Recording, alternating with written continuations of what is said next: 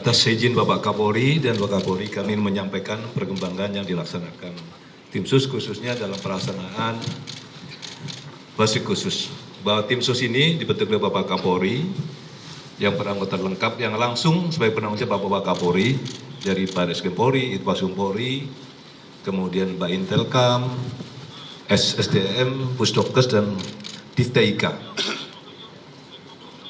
Kemudian Bapak Kapolri selalu menekankan pada saat rapat beliau menyampaikan kedepankan scientific crime investigation. Saya memahami dan tim sus memahami kepada para media dan masyarakat selama 1 minggu pertama dibentuk kami memahami seolah-olah tim sus tidak bergerak. Kami memahami itu karena apa yang diutarakan Bapak Kapolri tadi memang benar. Kami mengalami kesulitan karena pada saat pelaksanaan olah TKP awal dilaksanakan tidak profesional, kurang profesional. Dan beberapa alat bukti pendukung sudah diambil. Selama 1 minggu kami bergerak mendalami, kemudian kami mendapatkan informasi intelijen dari Baintelkam Polri bahwa dijumpai ada beberapa personil yang diketahui mengambil CCTV dan yang lain-lainnya. Oleh karena itu, Itpasum membuat surat perintah gabungan dengan melibatkan Divpropam Polri dan Baris Krim Polri telah melaksanakan pemeriksaan khusus kepada 56 personil Polri. Dari 56 personil Polri tersebut terdapat 31 personil Polri yang dari Bapak Kapolri sampaikan yang diduga patut juga melanggar kode etik profesional Polri atau KKEP. Kemudian yang melakukan pelanggaran, tadi Bapak Kapolri sudah menyampaikan 11 dilaksanakan penempatan khusus yang 3 perwira tinggi ditempatkan di Mako Brimob Polri. Ada hal yang menonjol pada saat melaksanakan pemeriksaan khusus ini terhadap Barada RE yang bersangkutan pada saat dilaksanakan pemeriksaan mendalam ingin menyampaikan unek-unek. Dia pengen menulis sendiri. Tidak usah ditanya Pak, saya menulis sendiri. Yang bersangkutan menulis dari awal bahwa dia melakukan adalah yang bersangkutan. Dengan dilengkapi dengan cap jempol dan meterai. Dari itulah pemeriksaan Riksus karena sudah ada unsur pidananya, maka kita limpahkan kepada Baris Krim Polri untuk melakukan tindakan penyidikan lebih lanjut. Termasuk juga kepada Bribka RR pada saat dilaksanakan pemeriksaan khusus juga demikian. Adanya dugaan tindak pidana maka juga kami limpahkan kepada Baris Krim Polri untuk dilakukan pemeriksaan lebih lanjut. Kemudian kemarin kami melapor kepada Kapolri bahwa tim sus seluruhnya melaksanakan pemeriksaan mendalam kepada FS di Makobrimob. Setelah dilakukan pemeriksaan mendalam, maka juga telah ditemukan bukti yang cukup bahwa FS adalah melakukan tindak pidana. Maka tadi Pak Kapolri menyampaikan setelah melakukan gelar perkara dan sudah tepat sebagai tersangka. Oleh karena itu, kami menjelaskan bahwa dekat 31 personil yang melanggar kode etik Polri, dari Baris Krim Polri ada 2 personil. 1 Pamen, berpangkat Pamen, dan 1 Pama. Divpropam Polri ada 21 personil. Perwira tinggi 3, perwira menengah 8, perwira pertama 4 personil, bintara 4, dan tamtama 2 personil. Kemudian personil Polda Metro Jaya sementara ada 7 personil, perwira pangkat menengah 4 personil, dan perwira pertama 3 personil. Rekan-rekan sekalian, tim sus akan melakukan pengkajian tentu gabungan dengan Divpropam Polri terhadap personil-personil yang diduga melakukan kode etik. Kalau nanti ada unsur pidananya, juga kita limpahkan lagi kepada Baris Krim Polri. Tetapi kalau hanya melakukan kode etik, maka tentu di Propam Polri akan melakukan sidang kode etik terhadap personil tersebut. Oleh karena itu, ke depan tim sus akan terus melakukan pemeriksaan khusus terhadap personil-personil Polri yang patut diduga melakukan pelanggaran kode etik terkait penanganan meninggalnya Brigadir J di Komplek Polri Duren 3. Oleh karena itu, kami juga tim sus mengucapkan terima kasih. Tadi Bapak Kapolri sudah menyampaikan kepada Komnas HAM, karena beliau harus transparan. Kemudian juga tentu Kompolnas yang terus selalu memberikan pengawasan, pengawalan, sehingga kasus ini terungkap. Kemudian juga tentunya kami mengucapkan terima kasih kepada seluruh masyarakat yang telah memberikan support dan dukungannya kepada tim sus, walaupun menunggu, namun sudah ada titik terang dan sehingga terungkap. Termasuk juga tentu kepada seluruh anggota Polri yang saya cintai, karena memang banyak sekali WA yang masuk. Terima kasih kepada seluruh anggota. Saya kira itu Bapak Kapolri. Terima kasih. Assalamualaikum warahmatullahi wabarakatuh. Terima kasih Pak Irwasum yang sudah menyampaikan beberapa pointers penting terkait dengan kinerja tim sus yang dipimpin oleh beliau. Selanjutnya Pak Kabar Eskrim saya perintahkan untuk menyampaikan terkait pasal-pasal dan mungkin proses penyidikan yang saat ini sedang berjalan. Silakan. Terima kasih Bapak Kapolri, yang kami hormati Bapak Kapolri, Bapak Wakapolri, Ketua Tim Sus Penanganan Kasus Penembakan di Duren 3. Pada kesempatan ini rekan-rekan sekalian, awal pembentukan tim sus tugasnya adalah melakukan asistensi terhadap penanganan laporan kejadian yang diterima oleh Polres Jakarta Selatan.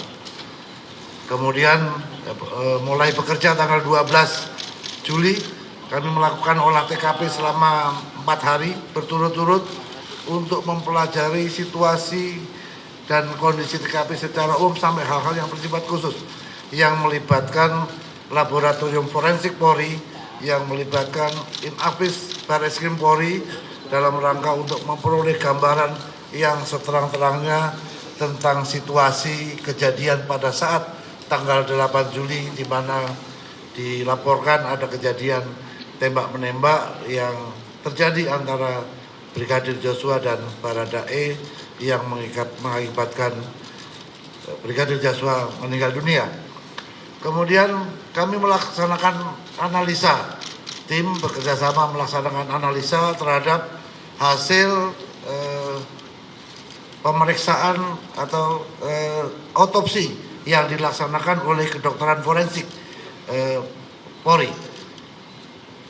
Kita cek hasil otopsinya seperti apa, perkenaan tembakannya seperti apa, ada atau tidak penganiayaan yang dilakukan, ada nggak luka lain selain luka tembak, sehingga kita bisa memperoleh gambaran dari TKP dan hasil analisa terhadap hasil otopsi yang sudah dilakukan.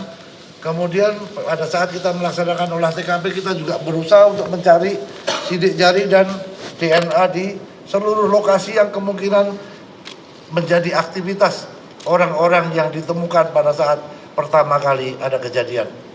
Yaitu ada 5 orang, ada Ibu Putri, ada Pak Sambo, ada Kuat, ada Ricky dan Richard, serta korban Joshua. Sehingga ini dijadikan pijakan awal bagi tim sus untuk melakukan langkah-langkah penyidikan. Karena apa? Karena laporan daripada keluarga korban Joshua ini baru dilaporkan kepada Mabes Polri pada tanggal 18 Juli. Artinya kita menangani perkara ini dalam proses penyelidikan dan penyidikan untuk mengungkap kasus ini adalah pada saat mulai laporan diberikan oleh keluarga korban Brigadir Joshua ke Mabes Polri pada saat tanggal 18. Kita langsung melaksanakan pemeriksaan ke Jambi. Saat ini kita sudah periksa lebih kurang 47 saksi yang terkait dengan kejadian ini. Kemudian kita juga memperoleh ya tadi Pak Irwasum sudah menyampaikan beberapa kendala yang ditemukan selama proses penyidikan dan penyelidikan yang dilakukan, dan syukur alhamdulillah dengan kegigihan daripada seluruh tim yang bekerja, karena mungkin melihat ancaman hukuman pasal 338 Junto 5556 KUHP cukup tinggi, karena yang bersangkutan tidak merasa punya kepentingan sendiri. Oleh karena itu Baradae ini membuat pengakuan yang disampaikan kepada penyidik setelah dilakukan pemeriksaan secara maraton, dan itu terjadi kepada tersangka-tersangka lainnya sampai bisa mengungkap tabir kejadian yang selama ini menjadi tanda tanya masyarakat.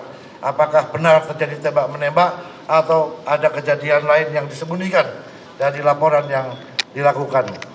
Selama proses penyidikan yang dilakukan, Barreskrim Polri telah menetapkan 4 orang tersangka. Yang pertama, Barada RE. Yang kedua, Bribka RR. Yang ketiga, tersangka KM. Yang terakhir, Irjen Pol FS. Dengan peran dan persangkaan masing-masing tersangka sebagai berikut. Barada RE telah melakukan penembakan terhadap korban. Tersangka RL turut membantu dan menyaksikan penembakan korban. KM turut membantu dan menyaksikan penembakan terhadap korban. Irjen Pol FS menyuruh melakukan dan menskenario peristiwa seolah-olah terjadi peristiwa tembak-menembak di rumah dinas Irjen Pol Ferdi Sambo di Komplek Polri Duren 3. Berdasarkan hasil pemeriksaan keempat tersangka, menurut perannya masing-masing, penyidik menerapkan pasal 340, subsidiar pasal 338, junto pasal 5556 KUHP dengan ancaman maksimal hukuman mati, penjara seumur hidup, atau penjara selama-lamanya 20 tahun. Demikian Bapak Kapolri yang dapat kami sampaikan. Mudah-mudahan ini bisa memberikan jawaban kepada masyarakat atas keseriusan institusi Polri untuk menjaga marwahnya kepada masyarakat. Terima kasih. Assalamualaikum warahmatullahi wabarakatuh. Baik, terima kasih Pak Kabar Eskrim. Jadi rekan-rekan, saya kira sudah jelas tadi persangkaan pasalnya, pasal 340, saya ulangi, pasal 340, subsidiar pasal 338, junto pasal 55 dan 56 terkait dengan 4 orang yang tadi sudah disebutkan, dan tentunya ini akan terus dilaksanakan pemeriksaan tambahan. Tentunya langkah-langkah dari tim sus ini adalah merupakan wujud komitmen Polri untuk mengusut tuntas perkara ini secara akuntabel, jujur, terbuka, transparan, sesuai dengan harapan masyarakat dan arahan Bapak Presiden untuk mengusut tuntas.